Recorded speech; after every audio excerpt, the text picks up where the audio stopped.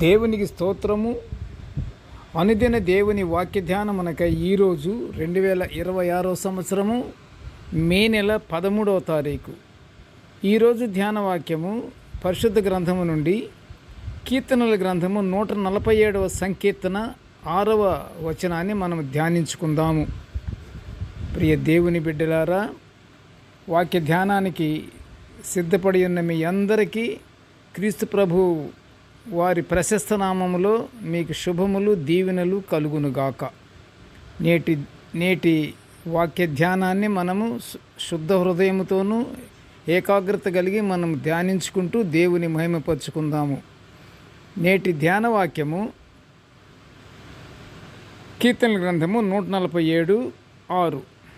యెహోవా దీనులను లేవనెత్తువాడు, భక్తిహీనులను ఆయన నేలను కూల్చును. ప్రియ దేవుని బిడ్డలారా, ఈరోజు ధ్యానవాక్యము దీనత్వం గురించియు, దీనుల ఎడల దేవుని ప్రేమ గురించి, ఆయన కృపను గురించి మనము ధ్యానించుకుంటున్నాము. ఈరోజు ధ్యానవాక్యం చాలా చిన్న వాక్యంలాగా కనిపిస్తుంది, కానీ కీర్తనకారుడు చాలా ఆత్మీయంగా రచించిన వాక్యం ఇది, దివ్యవాక్యము.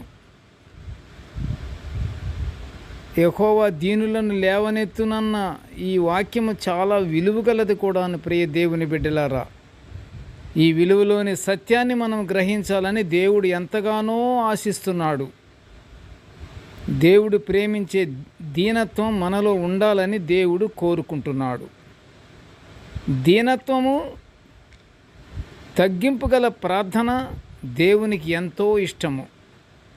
ప్రార్థన చేయటం, ప్రార్థన ఆచారంగా మనం చేయకుండా దీనత్వం కలిగి మన ప్రార్థన దేవుడు వింటున్నాడన్నటువంటి విశ్వాసముతో దేవుని ప్రార్థన చేసుకుంటే అది దేవునికి ఎంతో ఇష్టంగా మన ప్రార్థనని ఆయన స్వీకరిస్తాడు.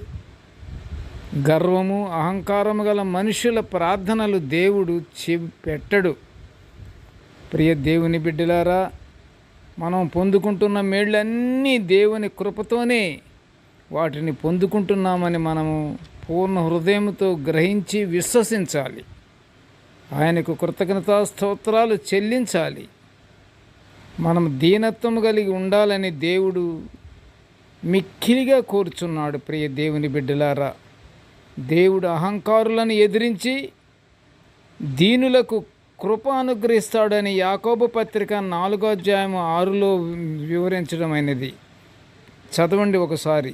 యాకోబు పత్రిక 4:6 ఏమనుంది? దేవుడు అహంకారులను ఎదిరిస్తాడట. అహంకారులను ఎదిరిస్తాడు, దీన మనసు గలవారిని ఆయన ప్రేమిస్తాడు.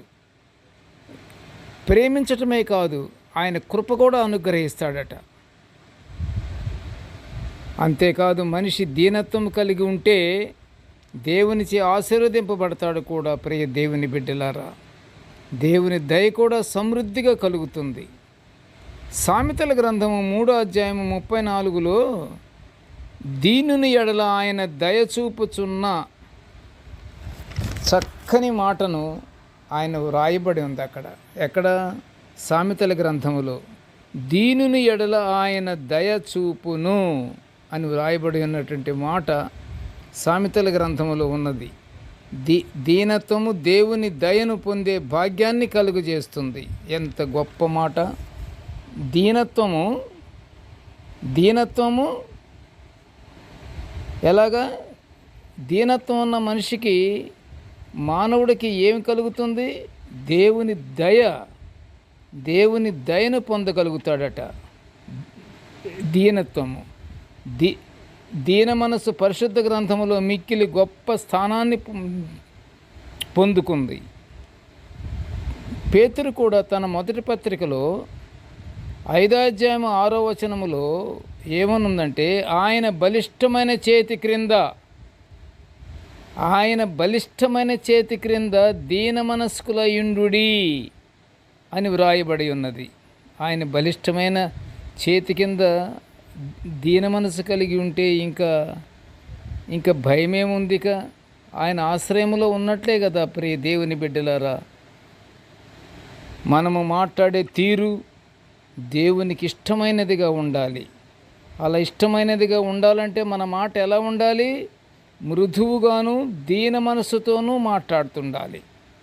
మన నోటి నుండి వచ్చు మాటను బట్టి మన స్థితి తెలిసిపోతుంది. దయగల మనస్సు కలిగి దేవుని దీవెనలు మనము పొందుకుంటూ దేవుని యందు భయభక్తులు కలిగి జీవించుచు పట్టుదలతో ప్రార్థన యందు విసుకక నిత్యము ప్రార్థనల యందు ఉండి మనము పరలోక ఆశీర్వాదాలు పొందుకుందాము. ప్రార్థన చేసుకుందాము.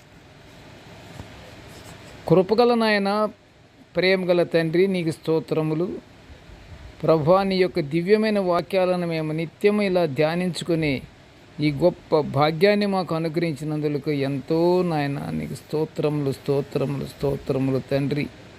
నేటి ధ్యాన వాక్యాన్ని చదువుకున్నాక ప్రభువా, నిన్ను మేము ధ్యానించుకుంటున్న ఈ గొప్ప భాగ్యాన్ని మాకు అనుగ్రహించావు తండ్రి. ఆ ప్రకారమేనాయన వినుచున్న ప్రతి ఒక్కరిని కూడా ఆశీర్వదించు తండ్రి. ప్రభువా, మేము ఎల్లప్పుడూ నాయన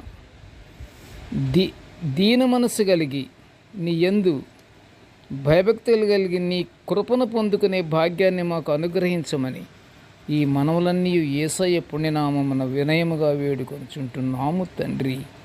ఆమెన్, ఆమెన్, ఆమెన్. దేవుడు మనల్ని అందరినీ బహుగా దీవించుగాక. ఆమెన్.